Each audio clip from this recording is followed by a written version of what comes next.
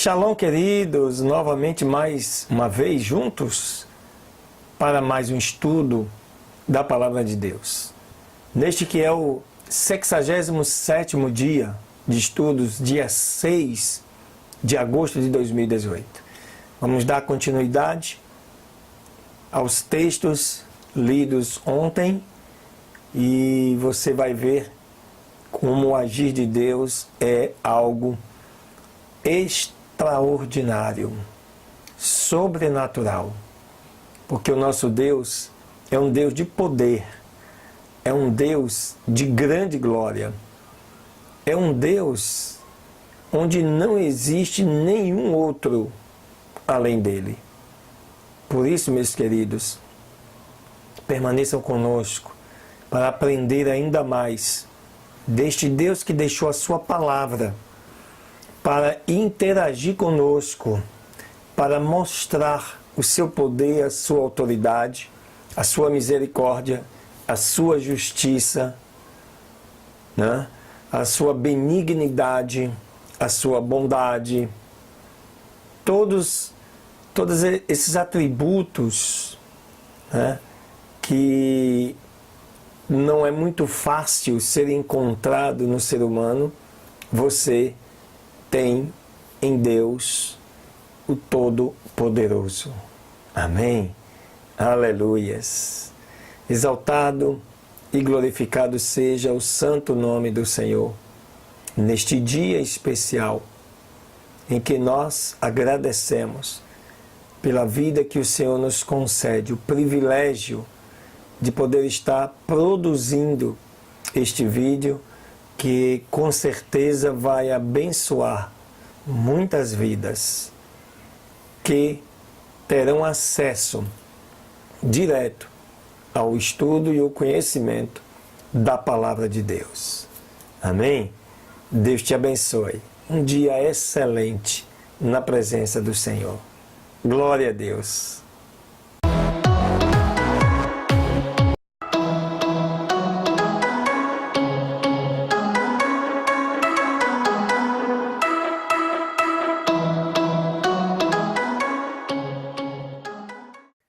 Olha aí então, nossa primeira leitura deste 67º dia serão 2 capítulos do livro de 2 Coríntios, o capítulo 6 e o capítulo 7.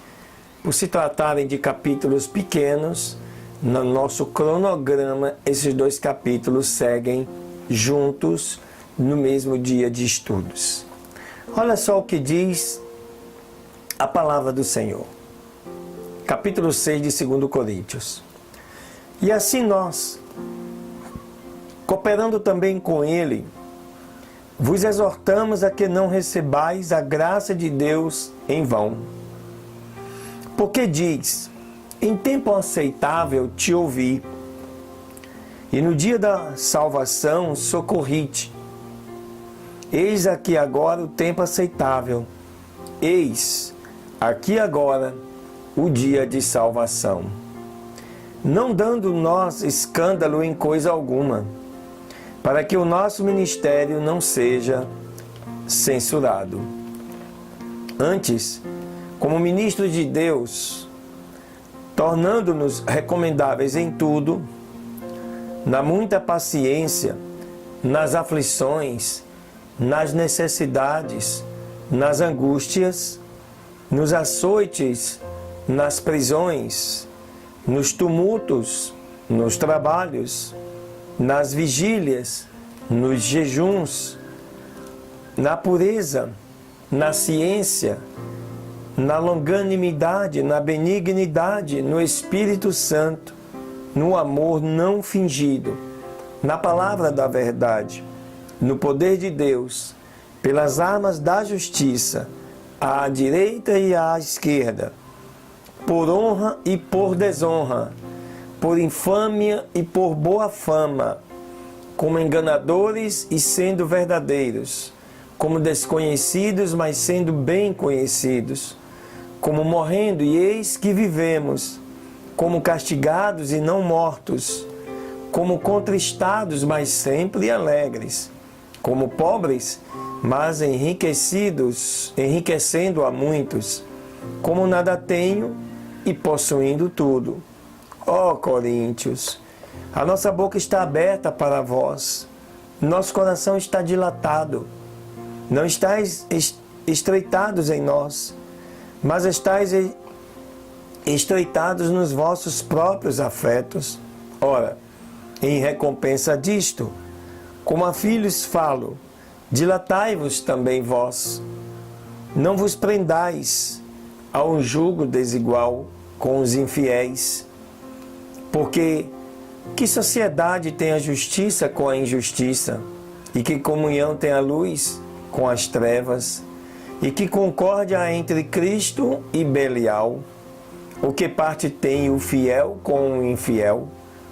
E que consenso tem o templo de Deus com os ídolos?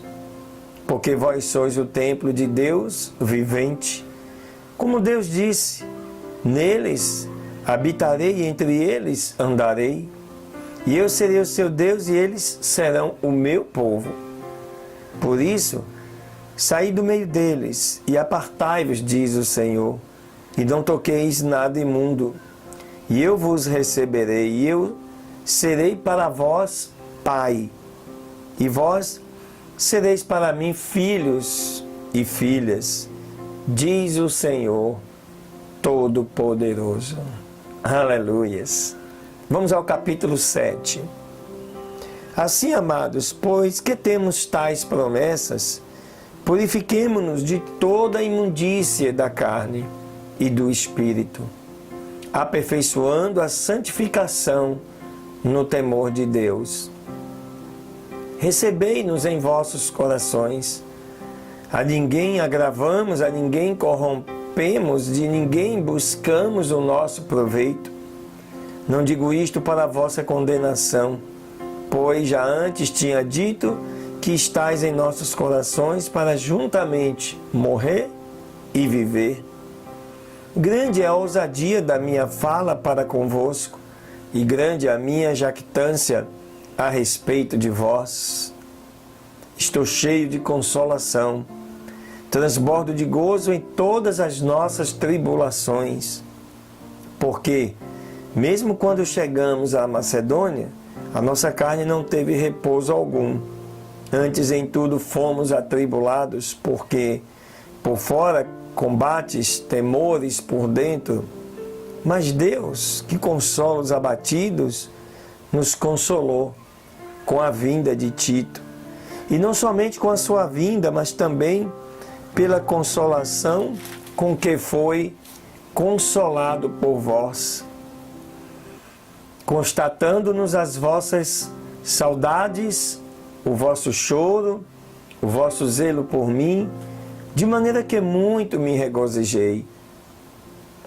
Porquanto, ainda que vos contristeis com a minha carta, não me arrependo, embora já me tivesse arrependido. Por ver que aquela carta vos contristou, ainda que por pouco tempo. Agora folgo, não porque fostes contristados, mas porque fostes contristados para arrependimento. Pois fostes contristados segundo Deus, de maneira que por nós não padecestes dano em coisa alguma. Porque a tristeza, segundo Deus, opera arrependimento para a salvação, da qual ninguém se arrepende. Mas a tristeza do mundo opera a morte. Porque quanto cuidado não produziu isto mesmo em vós, que segundo Deus fostes contristados. Que apologia, que indignação, que temor, que saudades, que zelo, que vingança. Em tudo mostrastes estar puros neste negócio. Portanto, ainda que vos escrevi, não foi por causa do que fez o agravo, nem por causa do que sofreu o agravo, mas para que o vosso grande cuidado para nós fosse manifesto diante de Deus. Por isso, fomos consolados pela vossa consolação.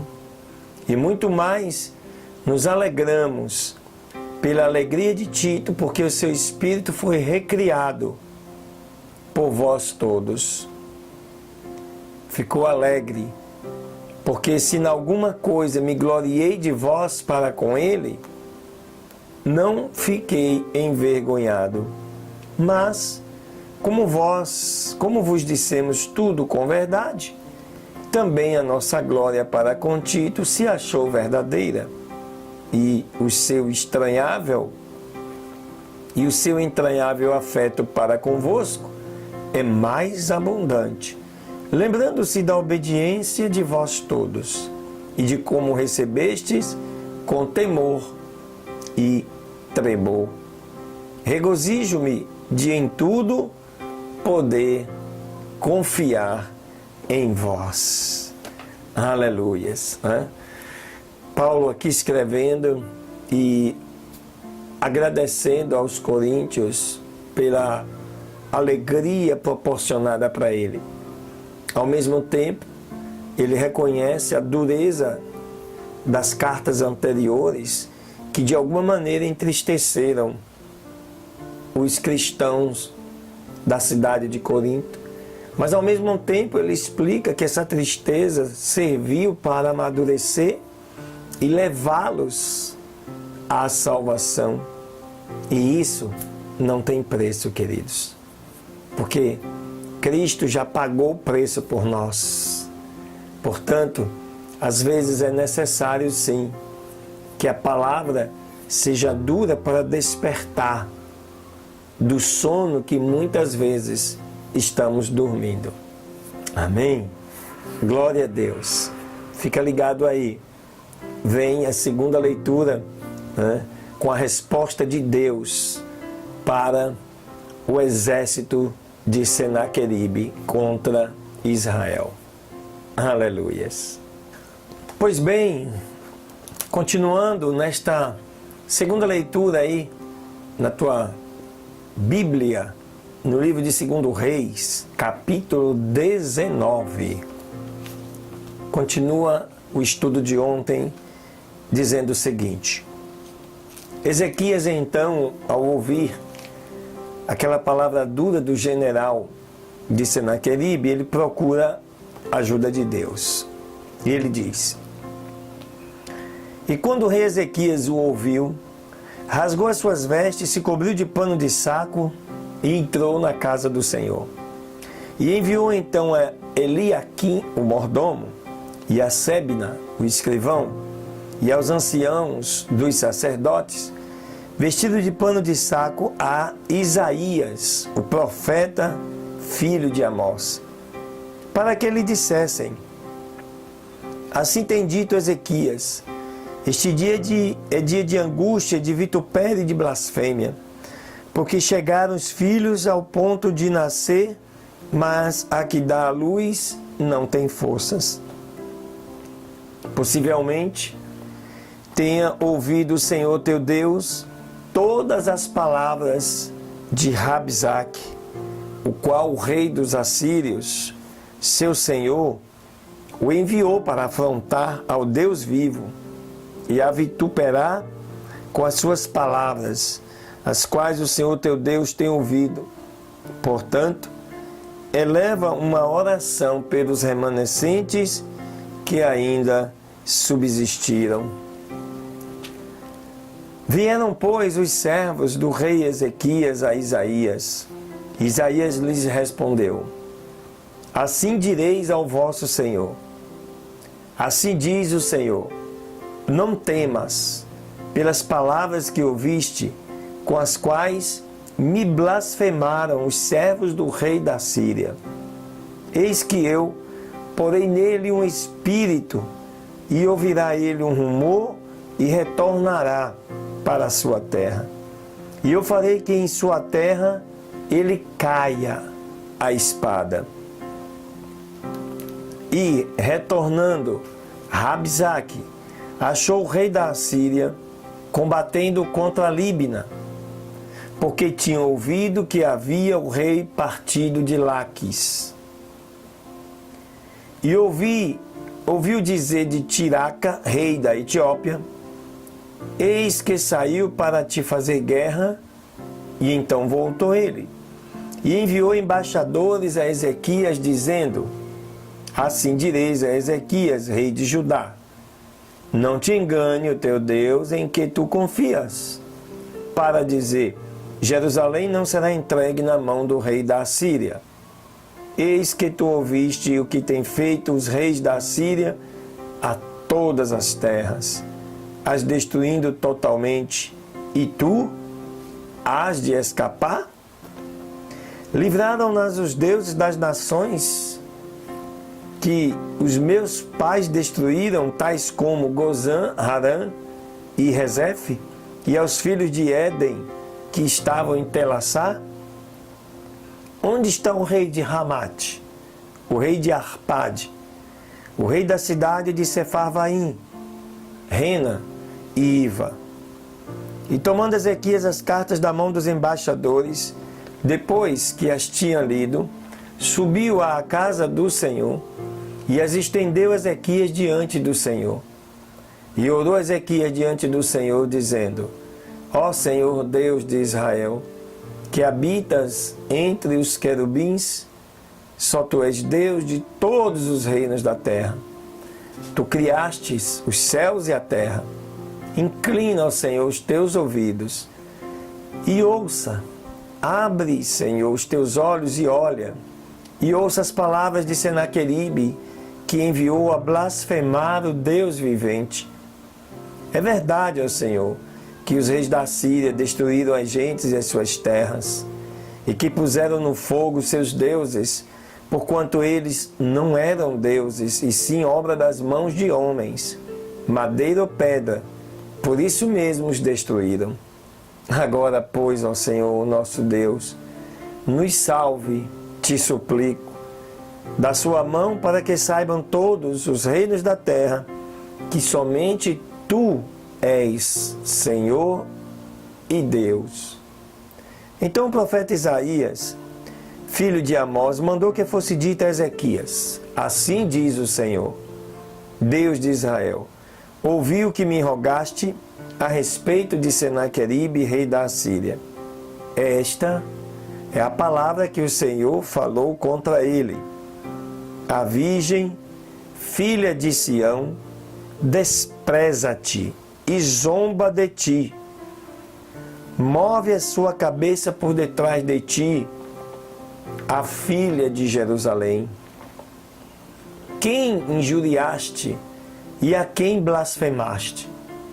E contra quem elevaste a tua voz? E levantaste bem alto os teus olhos contra o Santo de Israel? Através de teus mensageiros, proferistes injúrias contra o Senhor e tens dito: com a multidão de meus carros, subi aos cumes dos montes, às costas do Líbano, e cortarei os seus altos cedros e as suas faias escolhidas, e entrarei nas moradas de seu termo, às frondosas selvas do seu Carmelo. Eu cavei e bebi as águas alheias, e tirei com as plantas de meus pés todos os rios dos lugares cercados. Não te deste conta que há muito tempo fiz isto, e que desde os dias antigos o planejei? E agora o faço vir, e foi para que desolassem cidades fortes em montões de ruínas, e seus moradores com pequena força, quebrados e confusos, foram como a erva do campo, como legume verde e feno dos telhados, e o trigo que antes da maturidade se queima. Eu sei o teu assentar, o teu sair, o teu entrar e o teu furor contra mim. Porquanto tiraste contra mim, e o teu estrondo subiu aos meus ouvidos, e eu, portanto, porei o meu anzol em teu nariz, e o meu freio em teus lábios, e te farei voltar pelo caminho por onde vieste. E isto te será por sinal. Este ano se comerá o que nascer dele mesmo, e no segundo ano o que nascer daí. Mas no terceiro ano fareis sementeira e cegareis, e plantareis vinhas, e comereis o fruto delas. E o que tiver escapado, e o que restou da casa de Judá, voltará a lançar raízes para baixo, e dará fruto para cima. Porque sairão de Jerusalém os remanescentes e os que escaparam do monte de Sião. O zelo do Senhor dos Exércitos fará isto. Portanto, assim diz o Senhor a respeito do rei da Síria: não entrará nesta cidade, nem lançará seta alguma nela, nem virá diante dela escudo, nem será lançada contra ela tranqueira alguma. Pelo mesmo caminho que veio, voltará e não entrará nesta cidade, diz o Senhor. Porque eu ampararei esta cidade para salvá-la por amor de mim e por amor de Davi, o meu servo. E aconteceu que nesta mesma noite saiu então o anjo do Senhor e feriu no acampamento dos assírios a 185.000. E quando se levantaram pela manhã, eis que todos eles eram corpos mortos. Então Senaqueribe, rei da Síria, levantou o acampamento e se foi e voltou para a sua terra, e habitou em Nínive. E aconteceu que, estando ele adorando no templo de Nisroque, o deus dele, Adrameleque e Sarezê,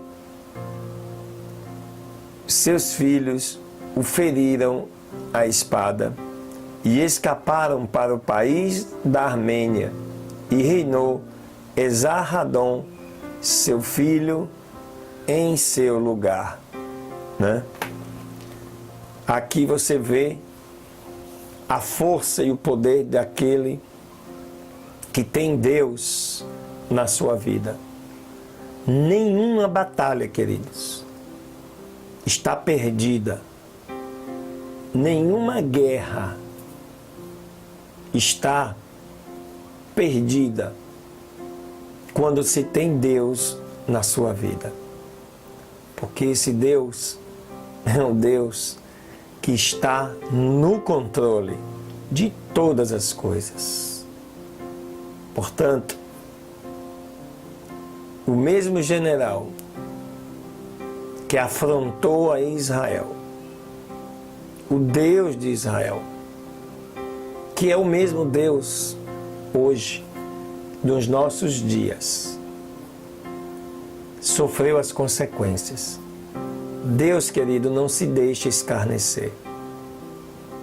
Então, não importa se você está sendo perseguido, afrontado, tenha certeza, quando você tiver Deus no seu coração, na sua vida, tudo isso vai mudar. Amém? Glória a Deus. Deus te abençoe. Fica ligado que vem aí a terceira leitura, um novo livro, para começarmos no dia de hoje. Muito bem. Terceira leitura desse dia está aí iniciando o estudo de mais um profeta, o profeta Naum, que pelo registro histórico, este livro foi escrito no ano 713 a.C., e que diz assim: a carga de Nínive, livro da visão de Naum, o Elcosita. O Senhor é Deus ciumento, quer dizer zeloso, e também vingador. O Senhor é vingador e cheio de indignação. Contra os seus adversários toma vingança e mantém a ira sobre os seus inimigos. O Senhor é demorado em irar-se, mas grande em poder, e não tem por inocente ao culpado. O Senhor caminha na tempestade e na tormenta, e as nuvens são o pó dos seus pés. Ele ameaça o mar e o faz secar, e resseca todos os rios. Bazã foi destruído e também o Carmelo, e a flor do Líbano murchou. Os montes tremem diante dele, e as colinas se derretem. A terra se levanta na sua presença, e o mundo e todos os que nele habitam. Quem permanecerá diante da sua ira? E quem ficará em pé diante do Senhor, do ardor do seu furor? Sua cólera se derrama como um fogo, e por ele se fendem as rochas. O Senhor é bom, é como uma fortaleza no dia da angústia, e ele conhece os que nele confiam. Mas com inundação impetuosa consumirá os seus adversários, e trevas perseguirão os seus inimigos. O que vós pensais contra o Senhor, Ele mesmo fará consumação de vós, não tomará vingança por 2 vezes contra os seus inimigos. Muito embora se entrelacem eles como espinheiros e estejam saturados em sua embriaguez, serão consumidos como folhagem completamente seca. De ti saiu um que imaginou o mal contra o Senhor, um conselheiro perverso. Assim diz o Senhor: embora se sintam seguros e sejam tão numerosos, mesmo assim serão destruídos, e ele passará. Bastante te afligi, já não te afligirei mais. Porque agora quebrarei o seu jugo de sobre ti e romperei os teus laços. Mas a respeito de ti, ordenará o Senhor que não fique nem memória de seu nome. Da casa dos teus deuses destruirei as imagens de escultura e estátuas de fundição. Ali porei o teu sepulcro, porque foste vil. Eis que sobre os montes jazem os pés dos que trazem as boas novas, do que anunciam a paz. Celebra, ó Judá, as tuas festas, cumpre os teus votos, porque nunca mais voltará a passar por ti o ímpio, pois perecerá completamente. Naum já profetizava aqui aquilo que estava e que aconteceu no Novo Testamento. As boas novas, o Evangelho trazido por Jesus. Assim como Isaías profetizou a vinda de um Messias, Naum profetiza sobre aquilo que será, podemos dizer assim, o programa missionário do Novo Testamento. Porque qual é a nossa missão? É pregar o Evangelho, é levar esta boa nova a todas as pessoas, ainda que nem todos o recebam, o aceitem, mas precisam ouvir, precisam conhecer, porque Deus, Ele não leva em conta o nosso tempo de ignorância. Então é importante que você conheça.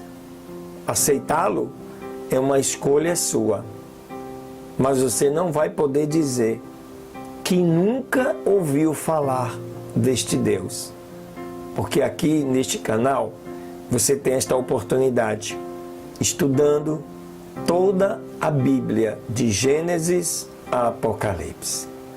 Amém, queridos? Deus te abençoe. Glorificado e exaltado seja o santo nome do Senhor. Que Ele possa te dar um excelente dia, te livrar de tudo aquilo que porventura esteja direcionado contra a sua vida, guardando, protegendo você, sua vida, sua família, sua parentela.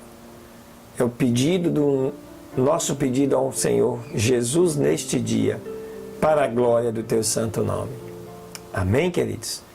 Deus te abençoe. Um beijo no teu coração. Até amanhã. Amanhã teremos mais 3 novas leituras.